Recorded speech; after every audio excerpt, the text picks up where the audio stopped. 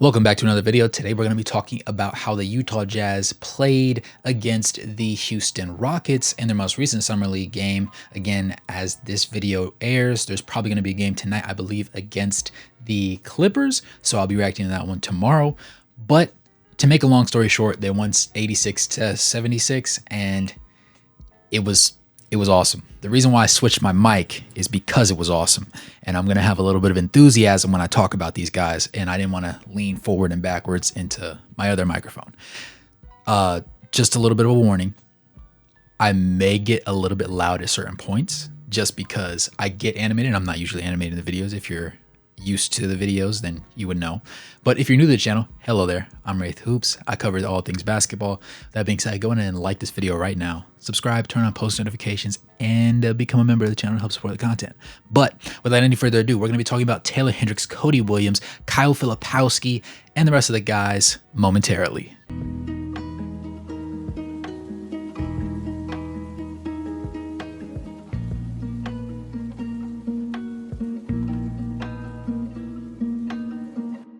So as I said, they ended up winning 86-76. They started out the game on a 0-7 run in favor of, obviously, the Houston Rockets, who ended up going cold across the game, but there was a lot of great rotations also to be had. There was a lot of proper communication. The simplest way to put this was they didn't have fun. They came to win a game, and they won the game. And I can't stress that enough, because watching the Summer League, usually, yes, the intensity's there, but when you have guys like your Keyonte Georges, just all your players who have guaranteed contracts, like they're part of their first round draft picks, they're part of your system. Like they have guaranteed minutes coming for them. They're on the main roster. The presence of them is just kind of there. Like they can be a little bit happy, go lucky. They can be a little bit kikiing. And that's how the vibe was when Keyonte George played in the games. The first game after he got shut down, things got a little bit more serious, I guess you would say. We got to see Isaiah Collier run point. And as the games have slowly become more about the rookies, plus Taylor Hendricks, of course, because he has been having an up and down performance. He had an up, surprise, surprise. But for the most part, it's gotten better. And the thing that we wanted to see was the rookie class. And I'm about to raise my voice. This is the best. Oh, profanity warning as well. This is the best fucking draft class this year, bar none. There's not a conversation to be had with the other ones. Now, I do believe that Alex Sarr will end up playing out well. I think it's just him having some growing pains. You know, everybody doesn't play well in the Summer League. Of course, the first overall draft pick that nobody had heard of until he was picked first overall, you know, sometimes going to take for him to reach and get acclimated. Those things are going to happen. But as far as from top to bottom, not a singular player, from top to bottom, all the picks that you had, what did you do with them? The Jazz won. All three players they got were not supposed to be there. You mean Flip came in the second round? If he can continue to play with the same level of confidence and efficiency that he played with in this Summer League game, even when he goes to the regular season and he plays probably less minutes, realistically, he played 26 today. I don't think that's crazy to have him playing in the regular season. Call me a monster. 20 minutes a piece for any of these guys is pretty reasonable for me, considering the way the depth chart looks at the moment and how it's just going to be a tankathon anyways. Let these boys get some burn. But this is the version of all three, well, two of them, plus Taylor Hendricks, that I would like to see. Isaiah Collier didn't have a perfect game. He's been pretty inefficient, particularly from three-point range, but we knew he wasn't going to be a great three-point shooter. His jumper is a little bit stiff. He does have a couple of mechanical issues there, but I'm not super concerned about that. The ability for him to be a point guard and to see how he matches up defensively, considering his lack of size and length, was going to be the big thing and the big asterisk in my head personally. He did a little bit better passing the ball this game than last game. He did, however, still manage to have a team-leading 5 turnovers, which gave very much Keyonte-esque performance because he also had 5 assists. He had 3 rebounds. He did have 3 steals, though. And overall, defensively, I enjoyed his effort. He was bodying guys up. He wasn't afraid to get a little bit handsy at times, but he also wasn't too eager, if that makes sense. It was a very enjoyable performance overall. He didn't shoot well. He was 3 of 9 from the field, 0 4 from 3, didn't get any free throws. But in his 28, almost 29 minutes, I didn't hate what I saw, right? So I would grade this performance from him like a C. Maybe a C-, but I'd probably go C because defensively, he was consistent enough for me to feel comfortable with where he's at, despite his lack of offensive efficiency. Plus, he only took 9 shots, so I wasn't like terribly hurt from that. Overall, as a team, we shot 52.3% from the field, which is unheard of. Also, the Houston Rockets shot 37.7%, so that's also why they only scored, well, they scored sub 80, but they also shot 6 of 26 from 3, which is 23%. We shot 7 of 22, just slightly better at 31.5%. But to get to Tavion Kinsey, who actually is starting instead of Bryce Sensabaugh, who's been shut down because of his finger injury, he ended up going 2 of 3 from the field. He played 21 minutes, didn't have a 3 or any free throws, had 2 assists though, 3 turnovers, surprisingly enough, and had a total of 4 points. Not really anything crazy. He was actually the only player with a negative box score plus minus, ironically enough. And maybe that's a sign to say that he won't be starting next game. Maybe they'll switch things up a little bit. Somebody who had a surprisingly poor game was Kenneth Lofton Jr. He was a 1 of 8 from the field. He was 0 of 2 from 3. He was 2 of 4 from the free throw line. He did have 6 rebounds, 2 assists, and a steal and a block, but he also had 5 turnovers, tying Isaiah Collier. And if you know anything, while Kenneth Lofton Jr. can be a bit of a passing hub, he's not what, Isaiah Collier is supposed to be. He's not a point guard. He is supposed to be reliable in certain situations, but he's supposed to be more of a role player who's trying to show why he deserves to be in the NBA instead of just in the G League. And so this performance didn't really help his case, but nevertheless, he had a box score plus minus of a plus 16, which was also the highest on the court. Now, you could attribute that to, he had a lot of good guys on the court with him during certain runs. He just happened to be on the floor. I wouldn't necessarily buy that because defensively, I enjoy him. I didn't love it, but I enjoyed it. He was a slight positive on defense this game. Darius Bazley, I'm a glazer of him at times. 20.5 minutes, 4 or 5 from the field. Missed the 1 3 that he took, but he was 1 of 3 from the free throw line. He did have 3 out of his 8 rebounds being offensive to go along with 1 assist and 2 blocks and only 1 turnover. Total of 9 points, box score plus minus, positive 10. Love the guy. Love what he does defensively. Offensively, sometimes he can be a little bit, not lucid, but just a little bit wonky, I guess is the best word to use. But for the most part, I enjoyed his performance up and down to the bottom. You had Keyshawn Justice and Max Abrams filling out the bottom of the bench, both playing about 13.5 minutes. Max Abrams 1 of 4, Keyshawn Justice 1 of 3, both combined for 1 of 5 from 3.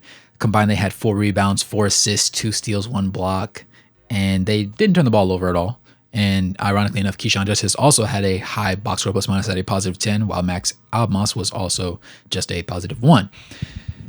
Now that we've covered all of the filler things, here's the part where, as always, if you're familiar with my channel, my content, I am very consistent with the way that I grade people. I don't allow biases to get in the way. While I am a enjoyer of Utah Jazz basketball mostly these days, I am a student of the game nevertheless. So I will never sugarcoat anything and make somebody seem better than they are when they aren't. I will also be willing to be wrong because a lot of people are not willing to do that.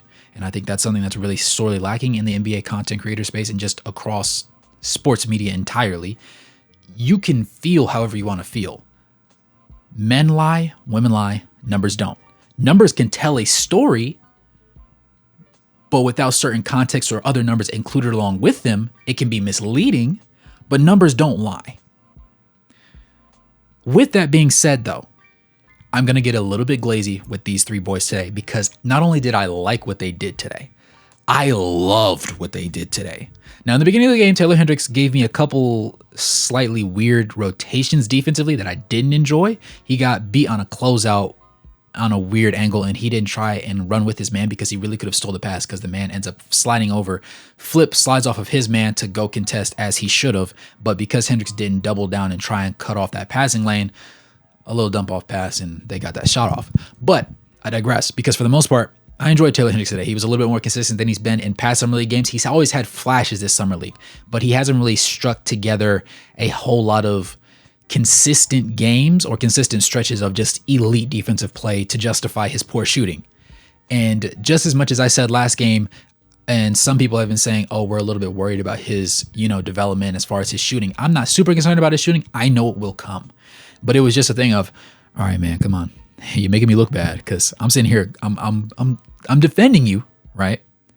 Not the craziest defenses required for Taylor Hendricks because he is very defensively capable. But offensively, things were weird. He fixed that today and showed us a little bit of a masterclass. Now, he will not be able to do this in the regular season. Let me go ahead and clarify, because when he's in certain rotations and certain lineups, he will not be a primary focus on offense. He will not get 10 shots a game at the higher level. Now, if he does end up starting, as I would like for him to, then he might see closer to 8 or 9, depending on how they end up using Lowry, because I do believe Lowry will end up getting re-signed. But he was 9 of 10 today. The man didn't miss until about 2 minutes left in the fourth quarter, if memory serves me right. And that's when he missed his one field goal, which was a three-pointer. He was 3 of 4 from 3. He needed those. He was 2 of 2 from the free throw line. We needed those. He had 2 offensive rebounds, a total of 9 rebounds. Mind you, he played 28 and a half minutes, which was second highest on the team behind Isaiah Collier. He also had 1 steal, 1 block. He did have 3 turnovers, but I didn't hate the type of turnovers that they were. He also led the team with 23 points, which was lovely, and he had a box score plus minus of a positive 10. This is the Taylor Hendricks that we need to see. This is the Taylor Hendricks that I had envisioned in my head. Not the 9 of 10 from the field, right? I did see him being potentially having a ceiling of being a 20-point per game scorer, but I thought he was going to be closer to like the 17 to 19-ish point, around the point where he's like 26 years of age. But if we can get a version of Taylor Hendricks that can give you on a random night 23 and 9, I love that. Anyone that can rebound strong, show that defensive versatility, switch on, off, no matter where zone, man, whatever the case may be, and also take the proper shot when necessary and hit his shot in stride with confidence, I'll take it. I'll take it. 10 out of 10 times. Moving on to Cody Williams. We said that his strength was a little bit of a issue, more so defensively when it comes to absorbing contact, offensively when it comes to finishing around the rim. He did have 2 tough finishes at the rim this game. I do still believe that he will need to get stronger, obviously, but I did love how he's able to control himself in the air even when he's bumped off of spots currently with less body mass. So when he builds on that muscle mass, oh, he's going to be disgusting. But 28 minutes, 4 of 7 from the field. He was 1 of 3 from 3, but he was 6 of 7 from the free throw line to go along with 2 rebounds, an assist, and a block. Only had 1 turnover, 15 points, box score plus minus of a positive 2. He was tough. That's all. And he doesn't take away from other people's shots when he takes his own. And I think that's the biggest thing, because you have a lot of guys where in order for them to score, they have to be on ball the entire time. They have to be the creationist. They have to be the playmaker. And to be quite frank, he's not one of those guys. He will take a couple dribbles to get to his shot, but he's not going to sit here and do a size up, then try and break somebody down to get to the rim. No, he's going to make a decision and be decisive in his actions. And for the fact that we didn't have to trade up to get him, we didn't have to trade up to get anybody, you love that. You absolutely love that, because it didn't cost you anything extra. Moving on to Kyle Filipowski, who honestly, as great as Taylor Hendricks was this game, and as much as he needed this W for himself, to shoot 9 of 10 from the field, to boost his field goal percentage, to just have a really solid game where defensively he was locked in, everybody was focused up, he was hitting his shots, he was being a leader on the floor as that second-year player. Kyle Filipowski needed this game more. He showed us that he needed it more, because we've been seeing steady growth. We've been seeing him get a little bit more comfortable, a little bit more aggressive, a little bit more understanding on defense, making the proper rotations, calling things out, being a better person when it comes to pick and roll coverages, because he had been a little bit wonky. He had been really wonky at the very beginning of Summer League, and he also had missed all of his threes. But he doubles this down. After hitting a 3 last game, he hit 2 more this game, going 2 of 3 from beyond the arc. He was 9 of 16 overall. And the fact that he took 16 shots is kind of crazy. But there's a reason for that. He decided he wanted 16. And that's something that a lot of people, it's going to go over their heads, because they're going to see 9 of 16. They're going to see 2 of 3 from 3. They're going to see he missed his 1 free throw. They're going to see the 7 rebounds, 2 of them being offensive, 2 assists, 3 steals, 1 block, 3 turnovers, box score plus minus of a +6 while scoring 20 points, being the second leading scorer on the team. They're going to see that. They're going to say, wow, Flip was good. But you had to actually watch the game to see how his shot selection came. Defensively, I liked his rotations. Sometimes things were out of place. It happens. But for the most part, I saw him taking pride on that side of the floor. And offensively, I saw him taking more pride. I myself am a defensively minded individual. But when I'm watching basketball and you see free-flowing offense and you see guys take that step forward and decide today's my day, or straight out, profanity warning, Flip was sitting there, and on multiple occasions, when he had his matchup, in my eyes, watching him play, it was almost as if every time he caught the ball, he just said, "You can't fucking guard me. You literally can't." And then he proceeded to show them. directly with some of the crispest and just most decisive dribble moves possible for a man of his height, his size, and his length. Just to put the ball on the deck and attack the rim, not just confidently, properly protecting the ball, properly gathering, whether it be low, whether it be high, whatever the case may be, and either dunking, getting to a point where he gets a hook, getting a clean layup. He had one where he just goes reverse and it was it was almost like a jelly lay for real. He was like that. Offensively, he was confident in his three. It looked like he knew before he got the ball, this thing's going up. The rotation was great. The release was great. There was no catapult motion. I just loved it. And that's to the tune of his 2 of 3. He's finding his rhythm. And I thought might have had to wait until the regular season, actually, if I'm going to be quite frank, to see it out of him, because he just seemed like he was taking a longer time to acclimate. I thought it was similar alongside Taylor Hendricks, because Taylor doesn't have the best game, I suppose you would say, alongside certain circumstances that come along with the summer league. But today, he took charge and he started doing things his way. Similarly, Flip did things his way, and that's how he got 16 shot attempts. You, as a center in today's league, don't just come up upon 16 unless you're like Jokic, where you're a passing hub, where you're Embiid, where you take a lot of shots outside, you have a lot of perimeter play. Like guys like that, heck, even Bam Adebayo doesn't see 16 shot attempts a game. AD sometimes might not see 16, even though he should. The fact that Flip managed to get this, and I understand wholeheartedly, this is a summer league game.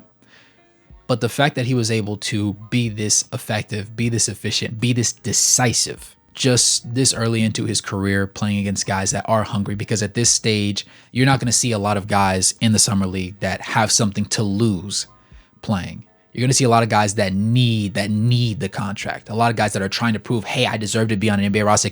Pick me. Please bring me in for a workout. You have a lot of those type of guys, or guys that just want to be on the G League team. And they're just saying, hey, this is my trial. Like, this is what I got. Check me out. There's a lot of guys like that. There's a lot of hungry guys. And once you lighten out and thin out the pool of the guys that have guaranteed contracts that don't really need the summer league, to be honest, they're just doing it to either stay in shape or just to get some continuity, get some good reps in. There's some good basketball to be played. There's some good rotations to be played. And while the quality isn't obviously the Team USA caliber of player, it's definitely a step above your just run-of-the-mill college team by far. I don't think people understand the difference between the two. But it's the fact where it has, in the beginning, a kind of AAU-ish type of feeling, and guys are just trying to get acclimated. Guys are just trying to understand each other. Guys just got put together on a roster together, trying to understand his play style, his play style, while still playing my game. It takes a little bit of time for certain guys to adjust. Some guys, they just got it. Some guys just got it. Other guys, it takes a little bit of time to cook. And we're seeing that our guys are taking a little bit of time to cook, but they're coming into their own. Now, granted, there's a game tonight. They play against the Los Angeles Clippers. I don't want to sit here and act like, oh my goodness, they're going to put up 30 tonight. I'm not saying that. But this was the game that validated some of the feelings that I had for them, as far as believing that they were going to find their way. So today, even if both of them play 25 to 30 minutes, if they could give me an efficient 16 apiece with good rebounding, solid defensive rotations, I love that. Cody Williams doesn't even need 10 shots to get to his 15 points. He only took 7. Now, admittedly, he has 7 free throws. If he could keep that up, I love that. Got that killer mentality. Likes to get to a shot. Everybody's been decisive that particular game. I would like for it to transition over, right? Back-to-back style. I would like for it to transition over. I don't know if it will. Some people might be in a slump. I would like to see Kenneth Lofton Jr. play better. I enjoyed what I saw from Darius Bazley. I know he's going to be a strong rotation piece regardless of what he does. He's never going to be a star, all-star caliber player, but he's always going to be a very quality person to have in your rotation. So guys like that are all essential in their own way. And hopefully, Isaiah Collier can bounce back. He can get some quality shot attempts. He can get some to fall. He can get a couple free throws going down at the rim, and he can continue to grow on the defensive side of the ball. But I hope I didn't talk you guys' ear off too much. Hope I wasn't too profane for you. Hope I wasn't too animated for you. But I just wanted to go ahead and heap on the praise, because I don't know how often I'm going to be able to do this, considering it's the fact that it's the summer league. Especially in the regular season, we're not going to be able to do it because they're not going to see 30 minutes a night as rookies and second-year players. Taylor Hendricks, though, he may. But nevertheless, I appreciate you guys. If you made it this far in the video, I hope that you enjoyed the content. I hope if you're new to the channel and you made it this far, you liked the video already. I hope you subscribe and stick around. I'd love that. But it's your boy Wraith Hoops. Go ahead, comment your thoughts below. Let me know what you thought of the game. Let me know if I was bugging out a little too much. Tell me if I could have went a little bit harder. Tell me what you think going forward from these guys, what your expectations are. And go ahead and like the video, subscribe, turn on post notifications, become a member, drop a donation to help support the channel. And without any further ado, good morning, good evening, and good night, no matter where you're on the globe watching. Thanks for tuning in, and I'll catch you guys in the next one. Peace.